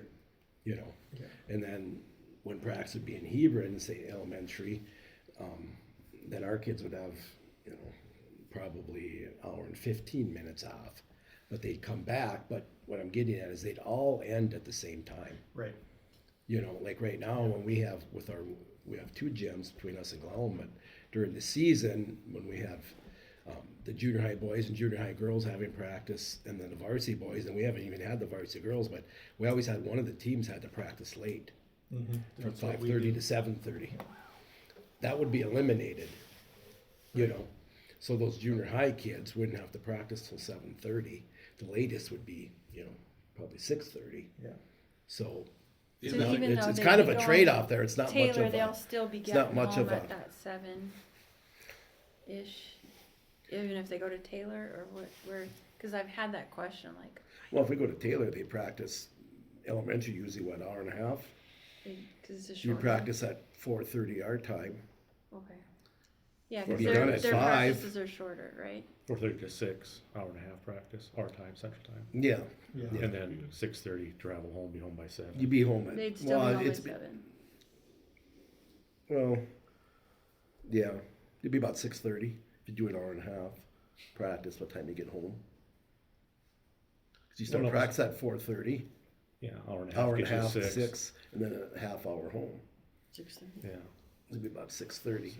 The other thing that got brought up too was maybe keeping elementary separate just because of the time change and traveling. And the numbers, there was Right, lots of. and the numbers. There's lots Because of there's kids. lots of kids, and so then you need more coaches, and you need the gym space, and you need everything else that goes along with that. And managing that many little minds at that for a coach is a lot. And just when you have that many kids at that age level, it's hard to build like good foundational skills for when they get in those upper grades. Didn't you say with this co-op, the elementary kids aren't considered as part of it anyway? They're not, yeah. That's a no. whole separate They're deal not, anyway. yeah. So like in the case where they ask the 5th grade kids to come over and help Yeah. out, they can, They for can sure, do you that. can always do that too. Yeah, and that's, I guess, what we talked about during the community meeting too, is maybe, like, we still have our elementary teams are separate. However, if we don't have enough to fill a team, or you don't have enough to fill a team, then we come over. Or whatever it may be, Year by year basis. yeah. Yeah, but see, I think it would be behoove the programs that start 7th and 8th grade definitely will. Yeah, Right. yeah, Right. yeah. Yeah, that's when they start getting nasty. Well, I don't care if they're nasty, I just want them to be able to No, build a but team. they, you Start know, playing together. you Yeah. start playing together, cause then they'll, you know, bond. You So start like, getting With the boys' competitive. basketball Yeah, practices, yeah. since you've only got 3 and we got 25, it would make a lot more sense to keep the varsity practices in our gym. Well, And you bust 3 and rather than us busting 25, right? I would think As far so. as practices, you guys ain't super concerned where practices are at? No, what we usually do is when we have, if we're gonna have a game in Hebron, we usually have them practicing at least the day before in Hebron, or at least a couple days. So you're shooting in the gym you're gonna be playing in. Okay. Yeah, they We've brought always that done up that. too We've about always, like the we home always done that, advantage. yeah. Yeah, So that is your home court. yeah, yeah, essentially. that's what we've done. And again, as that evolves, you can always make changes as far Yeah. as where practices are and everything else. Yeah. What we did with Lowell is we did the 50-50 thing for practices too. Sit down and go through the whole schedule, and, you know, when you're doing your practices, and then tally them up at the end. How many is in Glenelg, how many is in, you know, with each of the sports. That's what we did, but it doesn't mean that has to be done here. But we And with would the always time- try to have an even amount, but then we had a whole 50-50 split for games and everything. So then, you know, if a game was in Glenelg, girls' game, we'd make sure they practice at least a day or 2 right before the game. And same with Hebron. And with the time change, it may be handy to bring some of Oh, our the, kids would be here when, just like football. yeah, You guys get out of school, our kids are here already. yeah. Our one kid. Hopefully they'll get better though. Yeah. I really think it will once the boys start playing together, basketball, other stuff, and then they start developing those friendships, and pretty soon it's like, hey, why don't you play football? You're just playing basketball, you know. Until they meet their coach. Yeah, right. Coaches. But I think that'll. So I think we got 9 now for Pee Wee football right now, and 5 in junior high. So that's hopefully they can continue that then by playing with each other in basketball too. You guys don't have cross country on here. Do you know how many cross country kids you got? Next year, I don't know if we're gonna really have hardly any at all. One or a couple. You know, that was one thing, like our cross country girls, they said they can't get a team together. I think there's only 2 or 3 girls, is that what it was? So They need 5. they need 5. Yeah, I don't know if we'd have 3. We might have a couple, but When's the cross country season?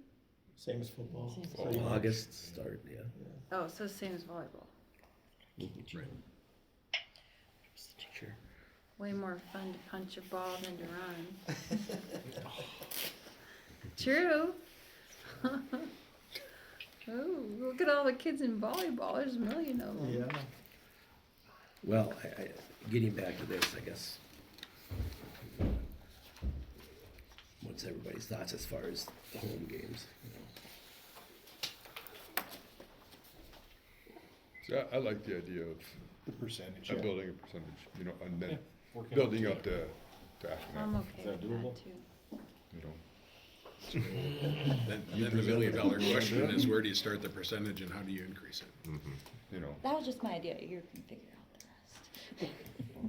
Like I said, is there ways to work it around where like you do less tournaments and have more home games? Cause that would make it easier, cause if you only got 5 home games, that makes it tough, right? Yeah. Yeah. Yeah, Yeah. you'd Yeah. want more. If you had 8, it'd be a lot easier. It's a lot Okay, easier. we can do 2, you do 6. Yeah. You know, but we don't have 5 or That, 6. that's a lot easier to sell when. Yeah, it is. Yeah, Yeah, it is. I agree. Yeah. I guess that's something that could be looked at in the scheduling. Mhm. You know. The number guy over there's got some. It was her idea, so. Oh, I don't really. He wrote down 80-20, 60-40, 50-50. sounds fair. Progression, right? I, Yeah, I mean, it's. sounds like something we could sell on both it's a sides logical to our step that you people. would go through. So the first year you're looking at 80-20. Is that- Only 1 game that night. I guess that's something we have to work for both. Yeah. Well, last time I did that, it was. It was the second, 60-40.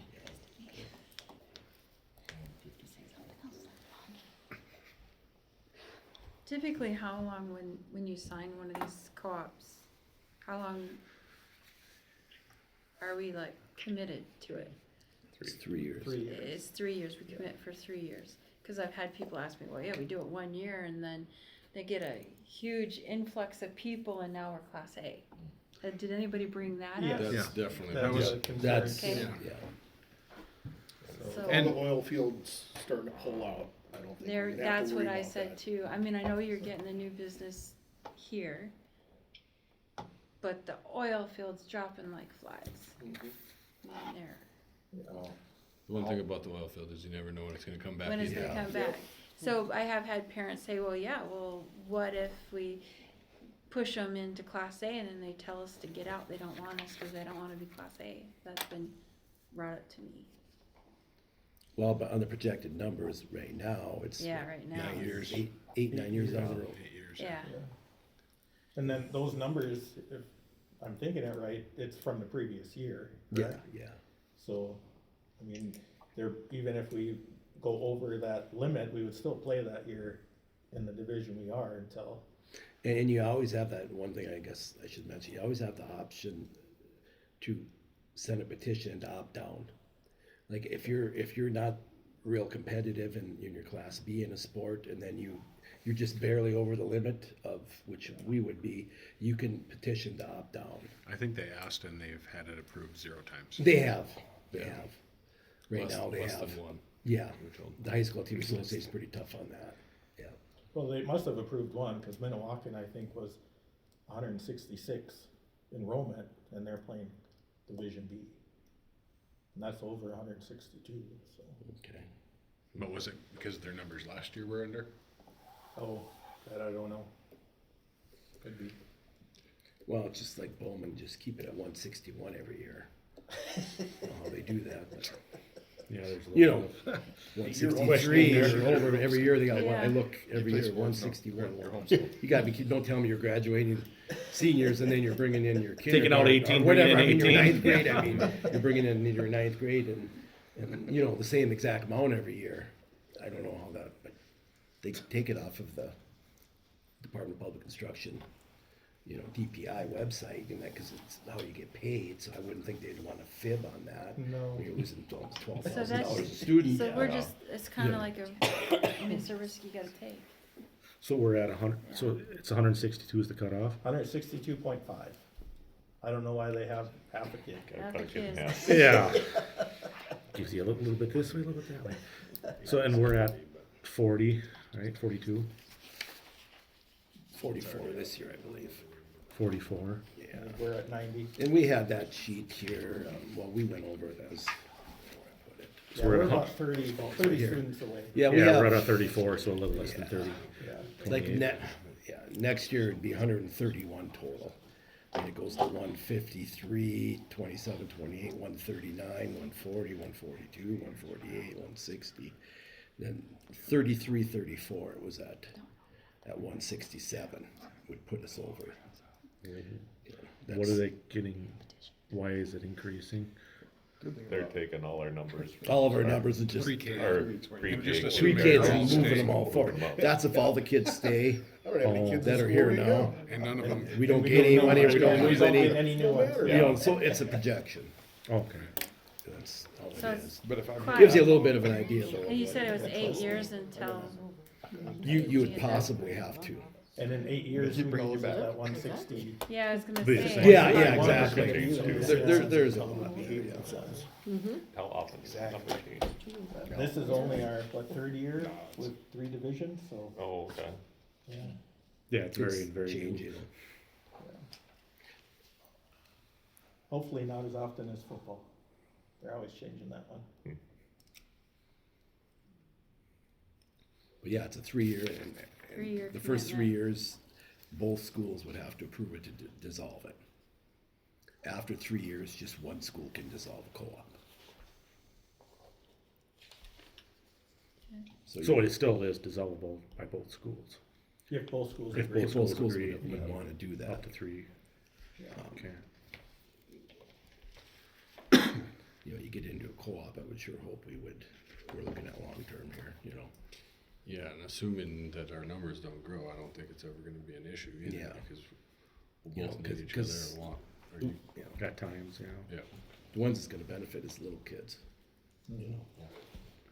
The most, it's gonna benefit everybody, I really believe that, but I think the little kids are especially down lower, you know, when they're together and they start playing together at a younger age. And, all of a sudden we stop after 5 years or 6 years, that would be tough, that'd be tough. Cause you start really developing friendships and everything else, the kids do. I was part of this Glen Clock when it started. Actually, I coached basketball when it started. I was assistant for the varsity, and it was when all Glen Allen kids were playing, and hardly any Hebron. And so I've seen how it can change. You know, it took some time, but eventually down the road, and then how the kids become entwined with each other. And we always said when we started that it's not for now or next year, you know. We have the numbers to do that, but it's the years down the road is where it's going to really benefit everyone, because hopefully you'll see it then where we have a 50-50 split playing, you know. Is that going to happen? I don't know. But You guys co-op for wrestling, We had You a have co-op, but wrestling? we don't have any wrestlers. so you're no wrestlers now? golf, We do not, or do we have a co-op with golf to Dickinson? I don't think so. Yeah. I know we do softball, girls softball. you do? Yep. Okay, I girls was just softball. gonna ask that, cause I think we'd have some girls interested in softball. Yeah, and there's some kids coming up that are little wrestlers too that are, we have wrestlers if, I don't know what it takes to get a wrestling team together, but I know we have a community gentleman who's starting a little kids program in town. We co-op, we have one girl, goes to Dickinson too for hockey, oh, girls hockey. and then you have speech and drama. Yep. Yep. One act plays, Yep. student congress. Any kids that wanna shoot archery or trap? Oh, yeah. I Yeah. got you. Yeah. There's your coach. Yeah, Oh. Come over and recruit. yeah. But I think we need to narrow down here what, how you wanna do that. Games, home games, I mean, Are you guys okay with that? I guess- 3-tier percentage? Do we need a motion and a vote? or No, do we're we not. just- No. We don't have to do that? Nothing tonight. nothing today. Not even I'm amiable with that. Yeah, thank you. That's gonna be a contentious issue for you guys. I'm I sure my watched your, phone I will watched ring your, tonight. I watched what we do. I watched your meeting last night, so. Yeah, I mean, no matter what, Doesn't I'm matter just, what we do. just But trying I to think pacify 80 everybody. I think first year 80-20 would placate some people. I mean, that could, you know, I mean, that's a healthy percentage they're saying here in Richardton, you know. That, yeah, And, it might only be one game. Yeah. You know. well, when I look at the girls, I don't know how many girls we're gonna have, if we're gonna have any. Do we just do one game, one home game? You know, for Hebron. Yeah. But we'll get at least one, right? Even if there's only 5 games, we'll You'd get get at one, least one yeah. game. No, there has to be a compromise, either we have one game or we have none, which is what we've had for 2 years. I mean, so that is a point, it is a point. But that won't always be the case once there's coaches, I think that's a great idea. Thanks, when my phone rings tonight, I'll send it your way. I'm just hoping we don't get like mailbox bombs and stuff like that. You know, yeah, these decisions are difficult. You know, they are. It's dang if you, dang if you don't. But you know, it's giving kids opportunities. And that's what we're elected or we're here to do, I guess. I mean, we're coming to you guys, but it's ultimately, do you guys want this co-op to be a formable thing? And to be a formable thing, you can't just say it's all us or nothing. Right. I mean, that's what it comes down to. So, I mean, You guys you've guys need got all the your chips right now, constituents, but your you still peoples. have to say, 10 years, we're gonna be a strong co-op. We're gonna be kicking butt in every sport. We got Yeah. kids going out. And how do you do that? By giving each school their, recognition. So does this work for you? Yeah, I mean, I understand maybe this easing into the games thing is fine, because we don't have, if we had the same amount of numbers coming to you as you had to me, I'd say, well, we just gotta keep it 50-50. But you guys got the stronger programs right now. In 5 years, it might be 50-50 then, and then it might work out just perfect. Well, and I think the strongest opponents to it would be our senior parents, and this phases it out slower. And then the kids coming up from there are just gonna understand that 50%, for the parents, I guess. The parents are gonna be understanding that it's gonna be 50-50 if this is the way we end up going, right? And it'll be a lot less heartburn, I think. Yes, then all at once. Yep. And then also those elementary kids and junior high kids, they'll start playing games over in Hebron, so they'll be used to it. You know, in both gyms. If that's what elementary or however we do that, or junior high, I would hope we'd split the junior high games, I would hope. You know, between the two schools. I don't know what your patrons are thinking on that, or if it's just more of the varsity thinking, It was more varsity, you know. more high school. But once those kids start coming up and it's just second nature. I think you want the younger kids to play both places to get them used to the idea, because by the time they're in varsity, hopefully it is a 50-50 then, like this plan does. So, you guys are fine with that? Yeah. Jamie? So if there was a situation where let's say something happens and you don't have any girls go out for basketball. I would assume we're not gonna have a basketball game there. No, I wouldn't. I mean, I'd be fine with that if we don't have any kids in that sport, Yeah. doesn't pay to Yeah, have the, No, Absolutely. Okay. And that could happen.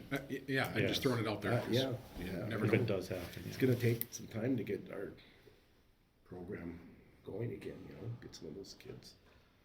It's like two with football. We don't have a football field, so we wouldn't, I mean, we've come over here for so many years that, We're asking, do you know when that co-op with football started?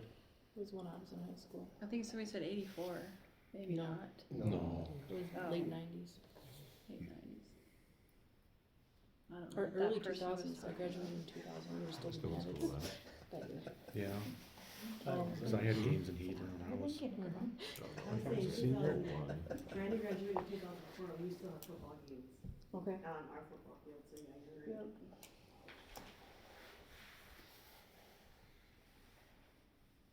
okay. Okay. I think the rest we kinda talked about on and off throughout. Talks about how to do their reconciliation, but that's gonna change depending upon what the business managers, how they wanna handle it. Amending co-op, just saying that if we wanna amend it, we could amend it, but then it's not gonna take place until the following year. But, I mean, we're not signing this anyway, so.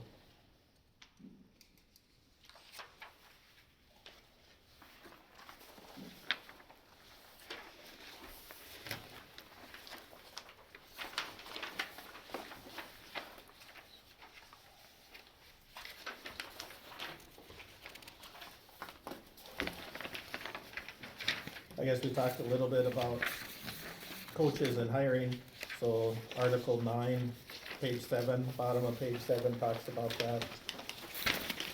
Head coaches, the superintendent of each school and both athletic directors may interview and hire the coaching staff. Evaluation of the head coaches will be done by both athletic directors. And it's the head coach's responsibility to inventory their equipment and submit requests for new equipment, whatever.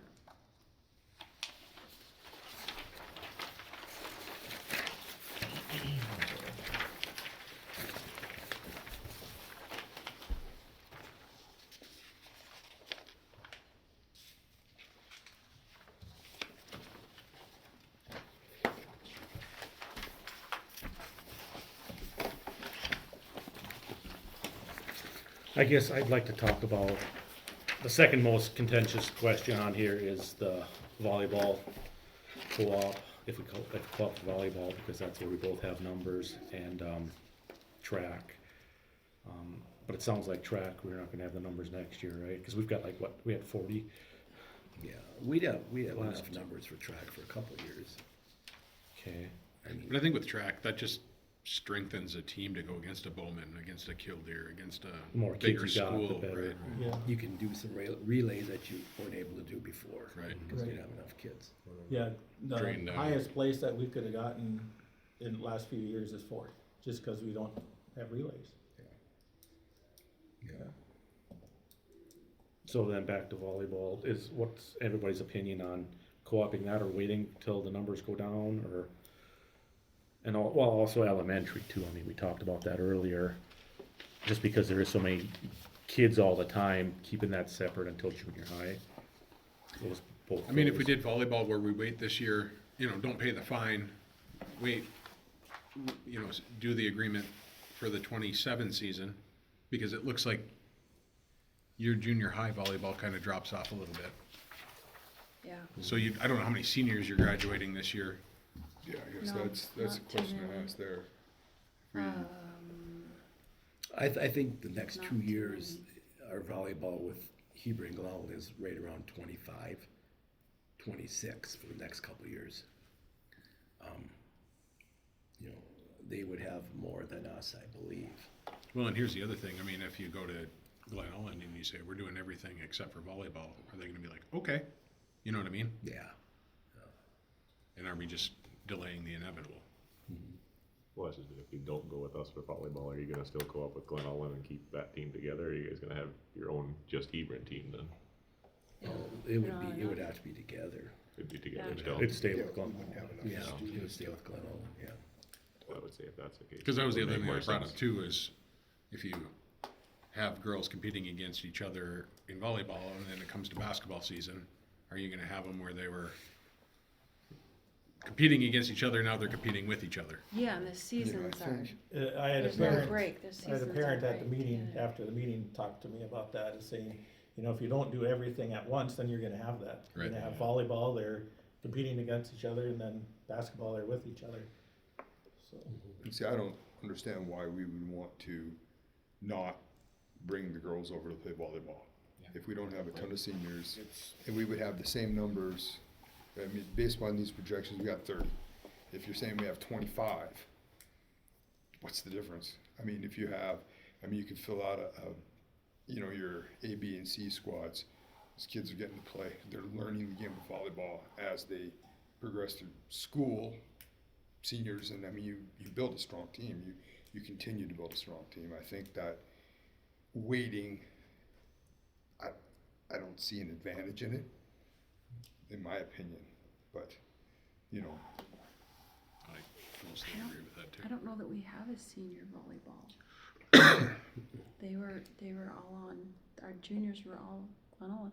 I don't think we have a senior. The big class is the sophomore Sophomores. class. Sophomore girls. And at that point, they'd all be over here by then anyway, in a year from now. Yeah.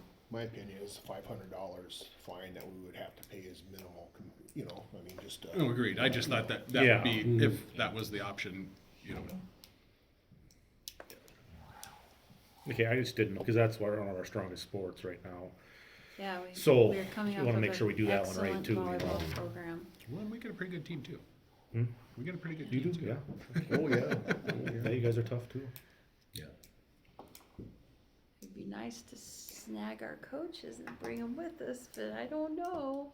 I don't know. I would see them coming up, but Well, but the one gal works in Dickinson. The junior, the JV No. coach, right? Doesn't she work in Dickinson? Lives in Yeah. Glen Ellen? I believe so. Yeah. We got a really good program. It is hard to leave that. Yep. But I agree. And then as far as elementary goes, I mean, that's not obviously a decision we have to make right away, because Yeah. that's not part of the, you know, if we feel like Yeah. there's enough to make two teams, or if we need to move kids around or whatever, we can decide that as we, And as administration, we discussed the elementary before, you know, like Trinity and the Bohm and stuff, they have like 2 fifth-grade teams. right, You know, one, they play on the same night, one will play at home and one will play away. You know, and they just have 2 teams, so all the kids are getting playing time. Yeah. You know, and, because you still could schedule all the enough games. right. You got more travel, but Yeah. you're still Oh, able to. yeah, because that was the You know, equal yours- play time, right? Right. For elementary, and then the junior high kids, do they get equal play time, or is that a thing at your school? I guess what we do here, elementary, we want equal playing time. Okay, Junior high, we try to as best as we can, but like tournaments and stuff, I mean, we want the kids to win too, so. okay. Maybe not so much at a tournament, but regular games, we try for equal playing. Well, it's in Equal our, it's in playtime. our policy, I don't know if you have that in like your athletics policy. It Ours, is, yeah. You know, and so then as it gets up into the 9th and says playing time is, you know, as you get into those older and get up in varsity, it kind of lays it out. Yeah, that's the way ours I is. guess we'd have to probably have that the same, Yeah, you know, but it just lays out when they get older, it's, you know, you're gonna play your better players, right. you know. It is what it is, you know, hopefully you've put time in where you can be one of those better players, you know. I know it's always contentious with parents, but. Yeah, With volleyball, how about cross-country? Cause we would owe a fine on that too if we go together. I would say you just do that too. Yeah, do it all. Yeah, I don't know what we would Track, I don't have think next we year would be for able to do cross-country. this year, because I Maybe think only a we've already couple. missed that deadline. Yeah. You're So down it'd have to be- one. Yeah. And, I'm not sure about Oh, yeah, until I the don't- end of the season of You have to track. end, 'Cause all- end of the yeah, season. the is track applies. hasn't started yet. Oh, I was thinking, Graduating yeah, that are in sorry, If it's I was cross thinking, country. Cross yeah, country. Yeah. Yeah, just Yeah. be cross-country and volleyball. yeah. And speech just started, so. What? Tutorials girl. maybe? Yeah, there'd be a couple. So is speech and drama part of this I would say all contract? of it. You guys No, I mean, is FFA, it a part of this contract, too, not like the elementary? I think, Or can you I come think and it go? Yeah, is. well, it would have to be, Because it's part of the high school It's- activities right, association. anything that's part of the Would high have school to- activities would have to Would have to be go on that app. in the Okay. app, yeah. So what's that all include, do you know? I think it's Speech, pretty much 1X, FFA? all the sports. You guys FFA. have Debate. that. Well, no, I don't know, is I don't- FFA, I don't think FFA. I don't think no. they're part of the, FFA is not, because To be an Follow the FFA, your rules. kids would have to take an ag class, so they'd Right. have to do an IT. Yep, Right. Yeah, they know. Yeah. about it. Okay. yep. And then is the archery and trap, that's not part of, that's That's- separate? Yeah, that's separate from school, so that wouldn't That's be part of separate this from school. agreement, no. But we can still house them all, so. Yeah, I'm sure we. They're separate. Yeah, I bet we Yeah. have some kids that wanna do Oh, yeah, that. go shoot stuff. My daughter did 4-H archery, and long way to go to Mandan. Okay. You're gonna have to go to that big red building uptown here. About student congress, But we could convince her. about Yeah. student congress, I think there's some Student kids that, Congress? yeah. Oh, yeah, that's over. We've got. Is that a co-op thing too? Yep. Through the, Yeah, that's through high NSH. school activity. yeah. But there, we didn't have a team, did we? No. But that would have to be put in a Part of this motion co-op. if we're gonna, you know. I think you could just narrow it down by saying all high school activities association. Yeah. events. Yeah, all activities that are under Sanctioned by North Dakota Right. High School Yeah. Activity Association, you know, governing body, whatever, however you wanna word it, yeah. Right, Is there a chance we could get a list of all those? I think it's online, It's Yeah. on the online? High Yeah. School Activity Association Yeah, if you go to website. NDHSAA. it'd be nice for our two schools to be able to come together and get a wrestling team. That would be Well, that would be part of cool this too, for both towns. wouldn't Yeah, I think that's, if you do a blanket deal Yeah. of all it? That would be, yeah, high school include activity Yeah. this one. association. I'm just saying that maybe with our wrestlers and a few kids you have, maybe a team could get put together by the time, you know, and it might take a year or two, but Well, Russ and I would have to get that application together and, Yeah, you know, yeah. and, I think you just kind of fill it out for everything, yeah. unless, the only thing, if there's like, well, I don't think we have anybody playing softball right now, because neither one of my girls play Yeah, anymore, but, yeah, no, just the hockey is the only one that's going Yeah. to Dickinson. so I don't know how that end of it looks, Well, co-op wise, so if we co-op with them, would that co-op be good with Dickinson, or is that something you have to revisit? I would assume you'd have to revisit it oh, You guys are playing at Dickinson now? for hockey. Yeah, for hockey and then in softball too? Well, we have a co-op with them, Okay. we Yeah, used see, it that last would year, have, but not they would this have to year. approve us, Right, yeah. yeah. You know, if we had any interest, I don't know. that'd be a long Those way. are things you can. yeah, so I don't think Better if you say all, and, well, I mean, if you say all in our Yeah. agreement, but, Yeah. you know, obviously, there's a few that are gonna be omitted that. So, I guess,